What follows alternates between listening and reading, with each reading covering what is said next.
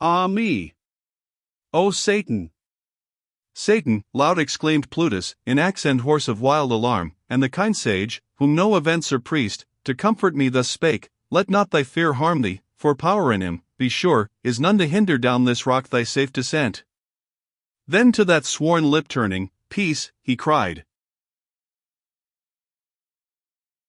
Cursed wolf! Thy fury inward on thyself prey, and consume thee. Through the dark profound not without cause he passes. So 'tis willed on high, there where the great archangel poured heaven's vengeance on the first adulterer proud. As sails full spread in bellying with the wind drop suddenly collapsed, if the mast split, so to the ground down dropped the cruel fiend.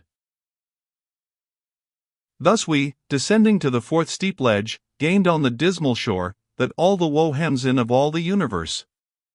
Ah me! Almighty justice! In what store thou heapst new pains, new troubles, as I here beheld? Wherefore doth fault of ours bring us to this?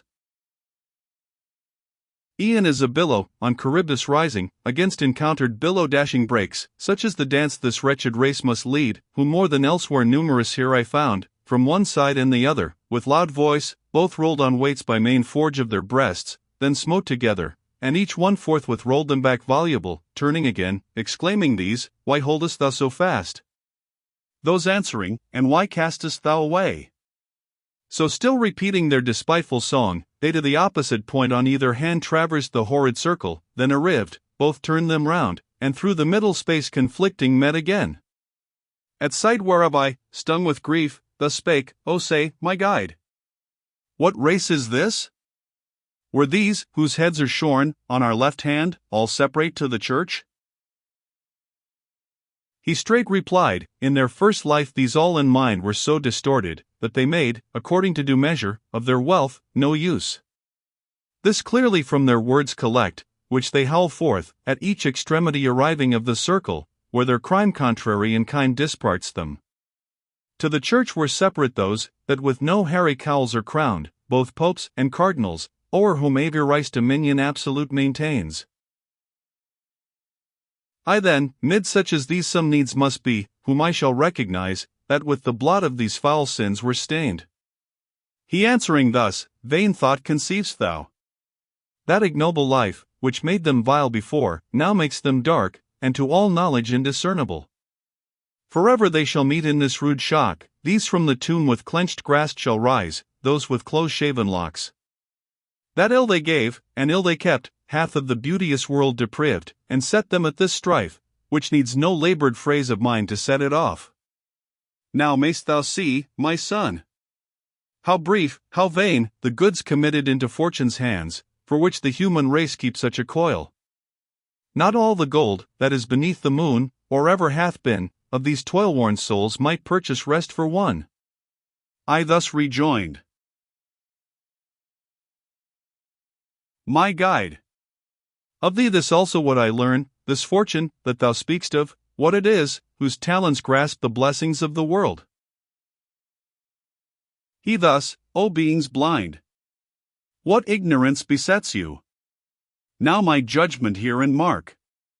He, whose transcendent wisdom passes all, the heavens creating, gave them ruling powers to guide them, so that each part shines to each, their light in equal distribution poured.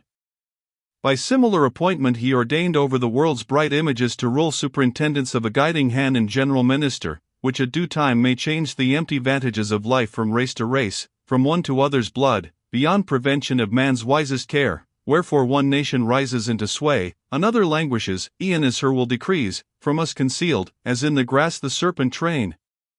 Against her not avails your utmost wisdom. She with foresight plans, judges, and carries on her reign, as there's the other powers divine.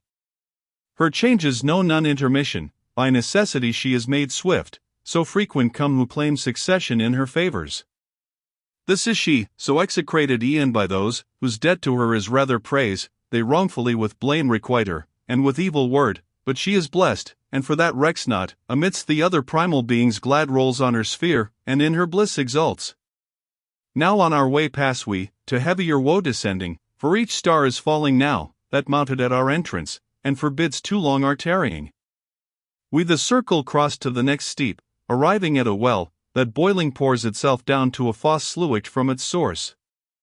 Far murkier was the wave than sablest grain, and we in company of the inky waters, journeying by their side, entered, though by a different track, beneath.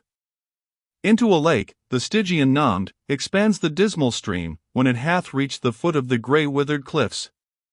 Intent I stood to gaze, and in the marish sunk descried a miry tribe, all naked, and with looks betokening rage.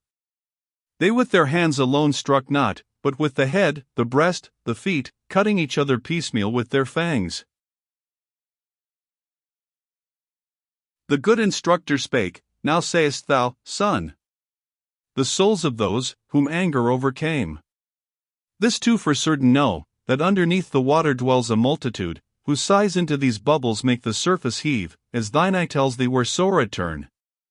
Fixed in the slime they say, sad once were we in the sweet air made gladsome by the sun, carrying a foul and lazy mist within, now in these murky settlings are we sad.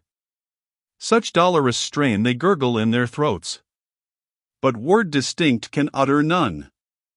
Our route thus compassed we, a segment widely stretched between the dry embankment and the core of the loath pool, turning meanwhile our eyes downward on those who gulped its muddy lees, nor stopped, till to a tower's low base we came.